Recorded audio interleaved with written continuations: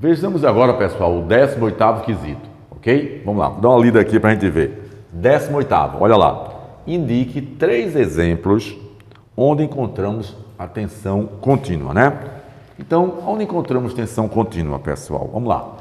A gente encontra facilmente nas pilhas que a gente utiliza no controle remoto, por exemplo, do televisor, do ar-condicionado, tem a pilhazinha lá, ali temos tensão contínua, ok? Veja que ela tem a marcação naquelas pilhas, é de 1,5 volts, tem a cabecinha dela, a partezinha ali metálica, que é o positivo, tem indicando nela positivo e negativo.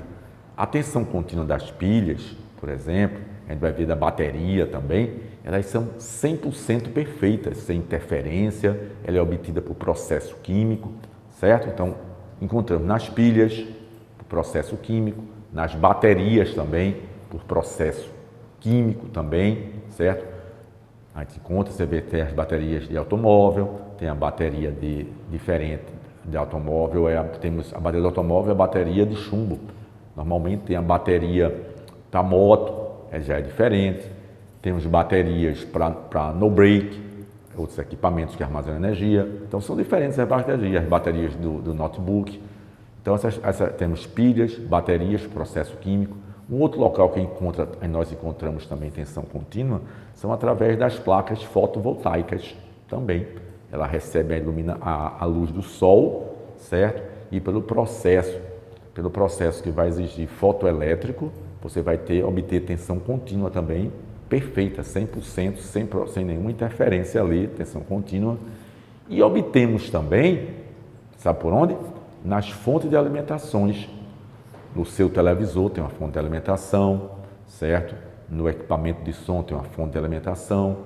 Em vários equipamentos eletrônicos. Essa fonte de alimentação, pessoal, é um circuito eletrônico, certo? Que recebe a tensão alternada da rede elétrica, transforma pelo processo de retificação, usando diodos, retificação e armazenamento por capacitores, em uma tensão contínua, que vai alimentar os equipamentos eletrônicos. Essa tensão contínua que a fonte de alimentação vai obter, certo? Nesse processo de retificação e armazenamento, é chamada tensão contínua pura, mas ela não é 100% perfeita, feita as baterias, mas os equipamentos funcionam normalmente. A tensão contínua 100% perfeita são as das pilhas, das baterias e das placas fotovoltaicas, certo? A tensão contínua obtida pelo processo de fonte de alimentação dos equipamentos eletrônicos, pelo processo de retificação e armazenamento, é uma tensão contínua que a gente chama de pura, entre aspas, certo? Boa para funcionar o equipamento, mas não é 100% perfeita como a das pilhas e baterias, ok? Vamos agora para o nosso 19º quesito. Vamos lá. Como podemos obter uma tensão contínua? Olha, eu já até expliquei no 18º como podemos obter uma tensão contínua, certo? 19º, como podemos obter uma tensão contínua? A gente pode obter, como eu disse, pelo processo químico, pilhas e baterias, foi explicado no 18º, pelo processo também das fotovoltaico, que é das placas fotovoltaicas, e pelo processo de retificação e armazenamento, certo? Obtido da fonte de alimentação, onde o circuito eletrônico recebe a tensão alternada, que a gente já sabe que é senoidal, com frequência de 60 Hz, vai ter uns componentes que a gente vai estudar depois, que é o diodo retificador e o capacitor.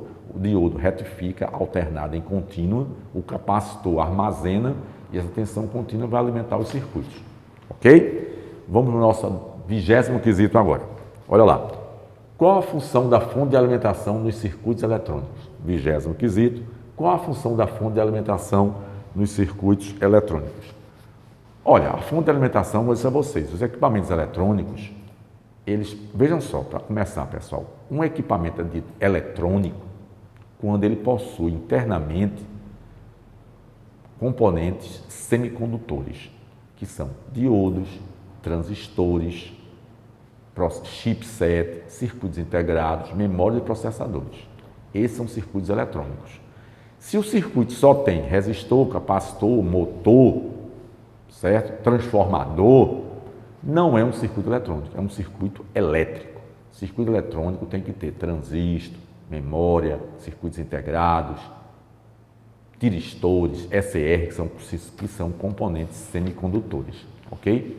Então diz aqui, qual a função da fonte de alimentação? A função da fonte, certo, vai ser qual? Receber a tensão da rede elétrica, que é a alternada senoidal, transformar em tensão contínua via diodo e armazenamento. Diodo retifica de alternada para contínua, o capacitor armazena para alimentar o circuito. Agora, essa fonte de alimentação, ela tem que ter a capacidade de transformar essa tensão alternada em contínua numa contínua boa, uma contínua pura, certo? Outra coisa, ela tem que ter capacidade de ter a tensão que necessita o circuito de carga, como também a corrente que esse circuito de carga necessita. Então, a fonte de alimentação é muito importante, é como se fosse o coração da gente.